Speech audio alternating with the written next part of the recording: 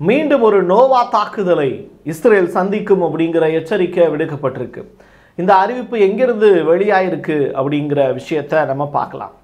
Fox நியூஸினுடைய ஒரு ஆங்கருக்கு அமெரிக்காவில் கொடுத்திருக்கப்படக்கூடிய ஒரு மரியாதை அப்படிங்கிறது உலகமே வியக்கத்தகுந்த வகையில் இருக்குது. ட்ரம்பினுடைய கேபினட் அப்படிங்கிறது ரொம்ப வித்தியாசமாக அமைச்சிருக்காங்க. கமலா ஹாரிஸுக்கு ஏன் பிரசிடென்ட் பதவி ஜனவரி மாதம் 20 வரைக்கும் கொடுக்கக்கூடாது அப்படிங்கிற ஒரு விடயமும் இப்போது அமெரிக்காவில் பேசு பொருளாக மாறியிருக்கு. இது எல்லாத்தையும் தாண்டி ஈரான் இனிமே இஸ்ரேல் மீது போர் தொடுத்தாங்க அப்படின்னா பொருளாதார ரீதியாக ஈரான் படுத்தே விடும் அப்படிங்கிற ஒரு அவேர்னஸையும் கிளப்பியிருக்கு ஒரு வீடியோ. அந்த வீடியோ இஸ்ரேலில் இருக்கக்கூடிய மிக முக்கியமான நபர் வெளியிட்டு இருக்கக்கூடிய வீடியோன்னு சொல்கிறாங்க. அதையும் டீட்டெயில்டாக பார்த்துடலாம். வாங்க பார்க்கலாம் உறவுகளே. இது பிரசாத் சிக்னேச்சர்.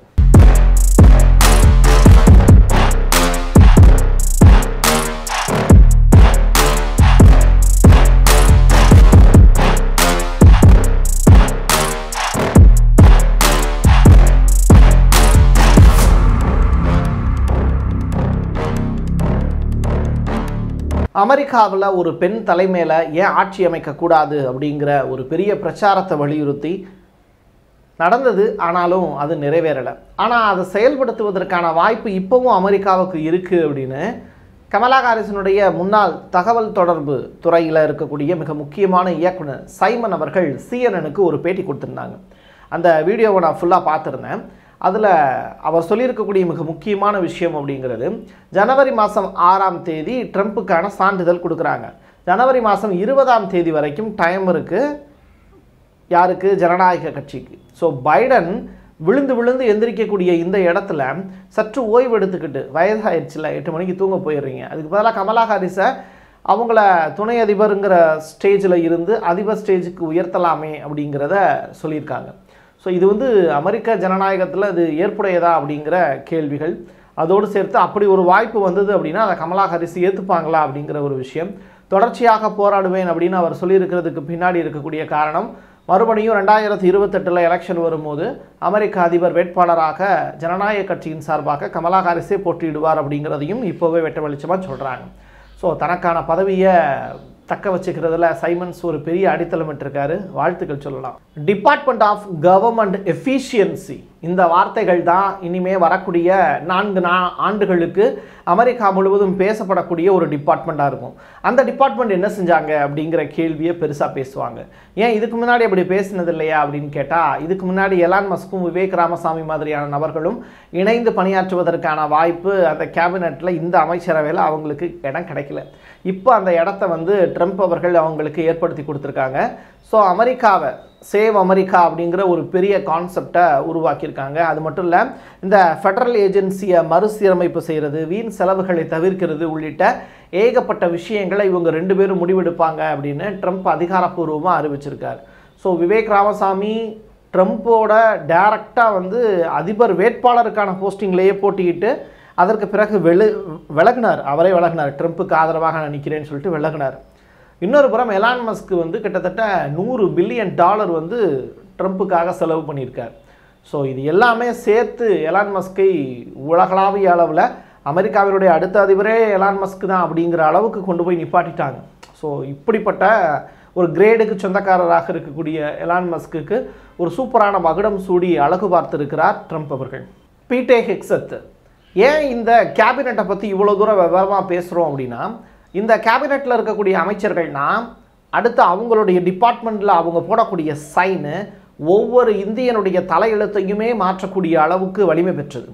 நீங்கள் நம்ம இந்தியாவில் தானே இருக்கோம், எதுக்கு அமெரிக்காவினுடைய நியூஸை பற்றி நம்ம தெரிஞ்சுக்கணும் அப்படின்னு நினச்சிங்கன்னா அந்த இடத்துல தான் நம்ம தவறு செய்கிறோம். அமெரிக்காவில் நடக்கக்கூடிய ஒரு சின்ன நகர்வு கூட இந்தியாவில் ஒரு பெரிய மலையையே பெயர்த்தெடுக்கக்கூடிய வல்லமை படைத்தது. அந்த அளவிற்கு அமெரிக்காவினுடைய நாற்காலி அப்படிங்கிறது உலகளாவிய மக்களை அசைத்து பார்க்க வல்லது.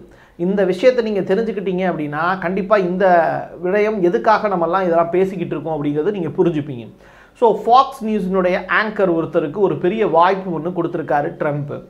அது மட்டும் கிடையாது, அவர் முன்னாள் மிலிட்டரி மேன் அப்படிங்கிறதுனால அவருக்கு 2012 போட்டிக்கிட்டு அவர் தோற்று போயிட்டார். ஆனால் ஜெயிக்கலை. இப்போ அவருக்கு ஒரு டிஃபென்ஸ் ரிலேட்டடான ஒரு விஷயத்தில் மிக முக்கியமான பொறுப்பு கொடுத்துருக்காங்க. ஸோ ஃபாக்ஸ் நியூஸினுடைய ஆங்கர், தொலைக்காட்சி விவாதங்களில் பங்கேற்கக்கூடியவங்களுக்கு ஒரு இம்பார்ட்டண்ட்டாக கொடுக்கக்கூடிய ஒரு அமைச்சரவையாக மாற்றி அமைத்திருக்கிறார், அதை கட்டமைத்திருக்கிறார். மீடியாக்களுக்கு சரியான தகவல்களை பரிமாறுவதற்கு, மீடியாக்களை சமாளிப்பதற்கும் வல்லவர்களாக இந்த கேபினட்டை அவர் அமைத்திருக்கிறார் அப்படிங்கிறது தான் ரொம்ப இம்பார்ட்டண்டான விஷயம். ஹுக்காபி இந்த நபரும் இன்னைக்கு இவரை பற்றிய தேடுதல் அதிகமாக இருக்குது. ஏன் அப்படின்னா இவர் தான் அமெரிக்காவுக்கான இஸ்ரேலிய தூதர். ஸோ இது ரொம்ப ரொம்ப இம்பார்ட்டண்டானது. யுஎஸ் அம்பாசிடராக இவர் இஸ்ரேலுக்கு போக போகிறார். ஸோ இஸ்ரேல் நாட்டை பற்றிய புரிதல் வந்து இவருக்கு இருக்கணும், இஸ்ரேல் மீதான பாசமும் இவருக்கு இருக்கணும். ஏன்னா இவர் ஒரு யூதராக இருப்பதற்கான வாய்ப்புகளும் அதீதமாக இருக்கிறது அப்படிங்கிறாங்க. ட்ரம்பினுடைய நம்பிக்கைக்கு பாத்திரமானவர், ட்ரம்பினுடைய மருமகனுடைய நம்பிக்கைக்கும் பாத்திரமானவர். ஏன்னா ட்ரம்பினுடைய மருமகன் வந்து ஒரு யூதர் அப்படிங்கிறத நான் பலமுறை சொல்லியிருக்கேன். அந்த வகையில் இப்போது இஸ்ரேலுக்கு ஆதரவாக செயல்படக்கூடிய இந்த நபருடைய மரியாதையும் அமெரிக்காவில் உயர்ந்திருக்கு அப்படின்னு சொல்கிறாங்க. ஸோ மேற்கு கரையாகட்டும், சிரியாவாகட்டும், கோலன் குன்றுகளாகட்டும், வெஸ்ட் பேங்கில் இருக்கக்கூடிய பகுதிகளாகட்டும், இது எல்லாத்தையுமே மீட்டு கொண்டு வந்து இஸ்ரேலுக்கு தாரை வார்த்து கொடுப்பதற்கான பெரும் வேலையை இவர் அடுத்த 4 ஆண்டுகளுக்குள் செய்வார் அப்படின்னு எதிர்பார்க்கப்படுது. இதெல்லாம் நடக்குமா அப்படின்னு கேட்டால் நிச்சயமாக ட்ரம்பினுடைய பேரில் இதை கொஞ்சம் கொஞ்சமாக நடத்தி காட்டுவாங்க. ஸோ ஒட்டுமொத்த பாலஸ்தீன் அப்படிங்கிறதனுடைய சுதந்திரம் அப்படிங்கிறது இனிமேல் வரக்கூடிய நாட்களில் கேள்விக்குறியாக தான் இருக்க போகுது. அதற்கு போராட்டங்களே தீர்வு அப்படிங்கிற பட்சத்தில் தான் தொடர்ச்சியாக போராட்டங்கள் வெவ்வேறு வடிவங்களில் நடந்துக்கிட்டு இருக்கு. என்னப்பா இது அமெரிக்காவை பற்றிய செய்திகளாகவே இருக்குது, நம்ம ஈரானை பற்றியும் மிடில் ஈஸ்ட் பற்றிய செய்திகள்லாம் எதுவும் இல்லையா அப்படின்னு கேட்டால் இது எல்லாமே மிடில் ஈஸ்டோடு தொடர்புடைய செய்திகள் தான். இப்போ நான் சொல்லியிருக்கக்கூடிய பெயர்கள் எல்லாமே இவங்க எல்லாமே மிடில் ஈஸ்டில் சம்மந்தப்பட்ட நபர்கள் தான். மிடில் ஈஸ்டில் ஒரு முடிவுகளை மாற்றியமைப்பதில் வல்லமை பெற்றவர்கள் தான் அமெரிக்காவில் இருக்கக்கூடிய நான் குறிப்பிட்ட இந்த நபர்கள் எல்லாமே. ஸோ இப்போ இவங்க போடக்கூடிய கையெழுத்து நிச்சயமாக மிடில் ஈஸ்டில் தாக்கத்தை ஏற்படுத்தும். அந்த வகையில் இப்போது ஈரானில் ஒரு பெரிய சுரங்கத்திற்கான வீடியோ ஒன்று வெளியாயிருக்கு. அது வந்து இமாம் கொமெனி அப்படிங்கிற அந்த ஹாஸ்பிட்டலை ஒட்டிய இருக்கக்கூடிய பகுதியில் ஒரு பெரிய சுரங்கம் போகுது. அந்த சுரங்கத்திற்கான வீடியோவை இப்போ ஈரான் வெளியிட்டிருக்காங்க. ஒரு பெரிய அளவிலான ஆயுதங்களை அவங்க தளவாடங்களை வச்சுருக்காங்க அப்படிங்கிறதும், பங்கர் மூலியமாக தான் மிடில் ஈஸ்டில் ஒரு பெரிய வாழ்க்கையே நடந்துக்கிட்டு இருக்குது அப்படிங்கிறதுக்கு உதாரணமாக இந்த வீடியோவை பார்க்க முடியுது.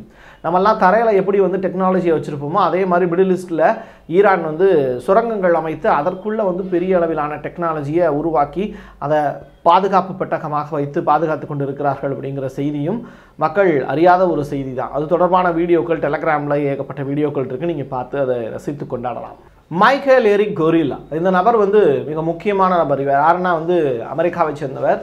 இவர் வந்து இந்த சென்காம் அப்படின்னு சொல்லிட்டு அந்த கப்பல் தளங்கள் இருக்குல்ல, மிக முக்கியமான பொறுப்பில் இருக்கக்கூடியவர். அவர் வெளியிட்டு இருக்கக்கூடிய செய்திங்கிறது இன்னைக்கு உலகளாவிய அளவில் பேசுபொருளாக மாறி இருக்கு. அதுக்கு காரணம் என்ன அப்படின்னா, சிரியாவில் தொடர்ச்சியாக ஈரான் ஆதரவு குழுக்கள் ஈராக்கினுள்ளிருந்து இஸ்லாமிக் ரெசிஸ்டன்ஸ் தாக்குதலை நடத்தினாங்க. யார் மேலான யூஎஸ் ட்ரூப்ஸ் மேலே.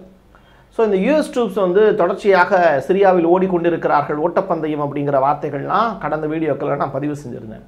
இப்போது அதற்கு பதில் தாக்குதலாக இரவு முழுவதும் யூஎஸ் ட்ரூப்ஸ் வந்து இந்த சென்காம் சொல்லியிருக்கக்கூடிய தகவலின் அடிப்படையில் சிரியா மீது சத்தமே இல்லாமல் அங்கே இருக்கக்கூடிய இஸ்லாமிக் ரெசிஸ்டன்ஸ் ஈரான் ஆதரவு குழுக்கள் மீது அமெரிக்கா வந்து தொடர்ச்சியாக தாக்குதலை நடத்தி கொண்டிருக்கிறது. இது தொடர்பான செய்திகள் நீங்கள் பெரிய அளவில் பார்த்துட முடியாது. எந்த சேனல் எடுத்து பார்த்தீங்கன்னாலும் சென்காமில் இருந்து கிடைக்கக்கூடிய தகவல் வந்து ரொம்ப சாதுரியமாக அந்த செய்தியை போட்டிருப்பாங்க. இப்போதைக்கு யூஎஸ் ட்ரூப் மீது இந்த இஸ்லாமிக் ரெசிஸ்டன்ஸ் அடித்தாங்கங்கிற மட்டும்தான் செய்திகள் தான் உங்களால் பரவலாக பார்க்க முடியும். திருப்பி யூஎஸ் ட்ரூப்ஸ் வந்து அட்டாக் பண்ணியிருக்காங்க அப்படிங்கிற செய்தியை உங்களால் கண்டே பிடிக்க முடியாது. ஏன்னு கேட்டிங்கன்னா அந்த அல் ஒமர் ஆயில் ஃபீல்டு அதன் மீது தாக்குதல் நடத்துனது, கொனாக்கோ அதனுடைய கேஸ் ஃபீல்டு மீது தாக்குதல் நடத்துறது, இதெல்லாம் வந்து யூஎஸ் ட்ரூப்ஸ் வந்து சேகரித்து வச்சுருக்காங்க. அதே மாதிரி ரஷ்ய படைகள் மீதும் சிரியாவில் தாக்குதல் நடத்தினாங்க. அதுக்கும் ரஷ்ய படைகள் திருப்பி தாக்குதல் நடத்தலை இஸ்ரேல் மேலே. ஸோ இந்த 2 ஜாம்பவான்கள் யூஎஸ் அண்ட் ரஷ்யா சத்தமே இல்லாமல் எதிர்த்தாக்குதல் நடத்தாமல் இருக்கிறதுக்கு பின்னாடி சில காரணங்கள் இருக்குது. ஆனால் இது ரஷ்யா செய்யலை. பட் யூஎஸ் ட்ரூப்ஸ் வந்து இப்போது திருப்பி இந்த இஸ்லாமிக் ரெசிஸ்டன்ஸ் மீது ஒரு அதிபயங்கரமான தாக்குதலை நடத்தியிருக்காங்க அப்படிங்கிற செய்தி லீக் ஆகிருக்கு. ஸோ இதை வந்து யூஎஸ் வந்து பெரிய அளவில் செய்திகளாக மக்கள்கிட்ட கொண்டு போய் சேர்க்க விரும்பலை. ஏன் அப்படின்னா அதுதான் கெத்து, அவ்வளோதான். நெதன்யாகு ஒரு வீடியோ ஒன்று வெளியிட்டிருந்தார். அப்பப்போ வீடியோ வெளியிடுவார். ஆனால் இந்த முறை வெளியிட்டிருக்கக்கூடிய வீடியோ வந்து ஈரானுடைய நன்மைக்காகன்னு சொல்லிட்டு ஏற்கனவே ஒரு வீடியோ வெளியிட்டிருந்தார்ல, அதே மாதிரியான வீடியோ. அப்போது அவர் வெளியிட்டு இருக்கக்கூடிய அந்த வீடியோவில் என்ன இருக்குது அப்படின்னு சொல்லிட்டு பார்க்கும்போது, ஈரானுடைய நலனுக்காக நான் பேசுகிறேன், ஈரான் வந்து பொருளாதார ரீதியாக வந்து டவுன் ஆயிடக்கூடாதுங்கிறதுக்காக பேசுகிறேன். சரிப்பா, என்னப்பா சொல்ல வர நீ அப்படின்னு கேட்டால், இப்போ கடந்த முறை வந்து எங்கள் மேலே அட்டாக் பண்ணாங்கல்ல அக்டோபரில், அப்போ அந்த தாக்குதலில் அவங்களுக்கு இழப்பு மட்டும் வந்து பார்த்திங்கன்னா $2.3 பில்லியன் அப்படிங்கிறது நாங்கள் வந்து மதிப்பிடுறோம் அப்படின்னு அவர் சொல்லியிருக்கார். ஸோ இந்த செலவை வந்து நீங்கள் இஸ்ரேல் மீது செலவு பண்ணுறதுக்கு பதிலாக உங்களுடைய நாட்டினுடைய பொருளாதாரத்தின் மீதும் கல்வியின் மீதும் ஹாஸ்பிட்டாலிட்டி மீதும் செலவு பண்ணிங்கன்னா உங்களுடைய நாடு வளர்ச்சி அடையுமே அப்படின்னு ஈரானுக்கு அறிவுரை சொல்லியிருக்காரு நெதன்யாகு. உனக்கு என்னப்பா, உனக்கு வந்து மேலே இருக்கிறவன் பார்த்துக்கிறாங்கிற மாதிரி அமெரிக்காவிலேருந்து ஆயுதங்கள் கொடுக்குறாங்க, பிச்சை வாங்கியே பிழைப்பெடுக்கக்கூடிய மிக ஒப்பற்ற காரியத்தை செய்து கொண்டிருக்கிறீர்கள். ஆனால் ஈரான் அப்படி கிடையாது. ஹிஸ்புல்லாவுக்கு ஆயுதங்கள் கொடுக்குறாங்க, ஹமாஸுக்கு ஆயுதங்கள் கொடுக்குறாங்க. ஸோ இப்படி தொடர்ச்சியாக வந்து அந்த மிடில் ஈஸ்ட் ஏரியாவை பாதுகாப்பதற்கும் தன்னை தற்காத்துக் கொள்வதற்கும் கொள்கைகளுக்கும் கோட்பாடுகளுக்குமாக அவர்கள் போராடி கொண்டிருக்கிறார்கள் அப்படிங்கிற செய்தி தான் மிடில் ஈஸ்ட்லேருந்து கிடைக்கக்கூடிய தகவல்களாக இருக்குது. அது மட்டும் கிடையாது, அல் ஜஸீரா மாதிரியான செய்தி சேனல்கள் தொடர்ச்சியாக ஈரானை பற்றி வெளியிடக்கூடிய செய்திகளும் இதையே தான் ஒத்துப்போகுது. அப்படி இருக்கும்போது நெதன்யாகுவினுடைய இந்த ஸ்பீச்சு, இந்த எப்படி சொல்கிறது, பாலில் அழகாக வந்து விஷத்தை கலந்து இதை குடிப்பா உனக்கு நல்லா தூக்கம் வரும் அப்படின்னு சொல்கிற மாதிரி தான். ஏய் குடித்தா நான் செத்து போயிடுவேன்டா, பரவாயில்லடா செத்து போனால் பரவாயில்ல, அண்ணனுக்காக நீ குடிக்க மாட்டியா, குடி, அண்ணன் மேலே பாசம் இருக்கா இல்லையா உனக்கு அப்படின்னு சொல்லிட்டு கொடுத்தா, இல்லைண்ணே பாசம் இருக்குது, அப்பறங்கடா சந்தேகப்படுற, குடிடா, குடித்தா நல்லதுடா அப்படின்னு சொல்லி அந்த விஷத்தையே பாசம் கலந்து கொடுக்குற மாதிரி கொடுத்துக்கிட்டு இருக்காரு நெதன்யாகு. இதுக்கெல்லாம் ஈரான் வந்து இந்த மகடிக்கெல்லாம் ஆடுமா அப்படின்னு கேட்டால் அதற்கான வாய்ப்பு கொஞ்சம் கூட இல்லைங்கிறது தான் நமக்கு புரியுது. நவம்பர் மாதம் 15ஆம் தேதி இஸ்ரேல் மீது ஒரு அதிபயங்கரமான தாக்குதல் நிகழப்போகுது அப்படின்னு தாய்லாந்து வந்து எச்சரிக்கை விடுத்திருக்காங்க. அதாவது இந்த அக்டோபர் 7 இருக்குல்ல, அது மாதிரியான ஒரு அட்டாக் வந்து நவம்பர் மாதம் 15ஆம் தேதி இஸ்ரேல் மீது நடத்தப்படும். அதாவது இந்த நோவா ஃபெஸ்டிவல் அப்படிம்பாங்கல்ல, அந்த மாதிரியான தாக்குதல் வந்து மறுபடியும் நடக்க போகுது அப்படிங்கிற செய்தியை வந்து தாய்லாந்துலேருந்து ஒரு ரிப்போர்ட்டாக ஃபைல் பண்ணியிருக்காங்க. ஸோ இஸ்ரேல் வந்து இந்த ரிப்போர்ட்டை ரொம்ப சின்சியராக வாட்ச் பண்ணிட்டு தான் இருக்காங்க. நவம்பர் 15 என்ன ஆக போகுதோ தெரியல அப்படின்னு. பட் ஈரான் மூலிமா இந்த தாக்குதல் நடத்துமா அப்படிங்கிற ரிப்போர்ட்டை வந்து தாய்லாந்து கொடுக்கல. ஒரு அதிபயங்கரமான தாக்குதல் உங்கள் மேலே நிகழ்த்தப்பட போகுது, அந்த தாக்குதல் வந்து எந்த பக்கத்தில் இருந்தனாலும் வரலாம் அப்படிங்கிறத மட்டும் அலர்ட்டாக கொடுத்துருக்காங்க. இன்னொரு புறம் என்ன அப்படின்னா, ஈரான் வந்து பேச்சுவார்த்தைக்கெல்லாம் தயாராக தான் நாங்கள் இருக்கோம், அது எந்த நாடு அமைதிக்கான பேச்சுவார்த்தைகளை ஈடுபட்டாலும் சரி அதை நாங்கள் ஆதரிக்கிறோம் அப்படிங்கிற ஸ்டேட்மெண்ட்டை ஈரான் வந்து ஃபாரின் மினிஸ்ட்ரி சைட்லேருந்து கொடுத்துருக்காங்க. இது வந்து ரொம்ப பெரிய ஷாக் தான். ஏன்னா யூஎஸ் சைடில் அதிபர் ஒருத்தர் போஸ்டிங்கில் வந்து உட்காந்தப்போ அவங்களுக்கு வாழ்த்துக்கள்லாம் ஈரான் சைட்லேருந்து சொல்லப்படலை ட்ரம்ப்புக்கு. அப்படிப்பட்ட ஈரான் வந்து அமைதி யார் மூலியமாக இருந்து வந்தாலும் நாங்கள் அதை ஏற்றுக்கொள்ள தயாருங்கிற ஸ்டேட்மெண்ட்டை சொல்லியிருக்காங்க. பார்ப்போம் அமைதி திரும்புமா மிடில் ஈஸ்டில் அப்படிங்கிறத பொறுத்திருந்து பார்க்கலாம். என் கையெழுத்து இது மக்களுக்கானது உறவுகளே. மீண்டும் ஒரு பதிவில் சந்திக்கலாம். நன்றி, வணக்கம்.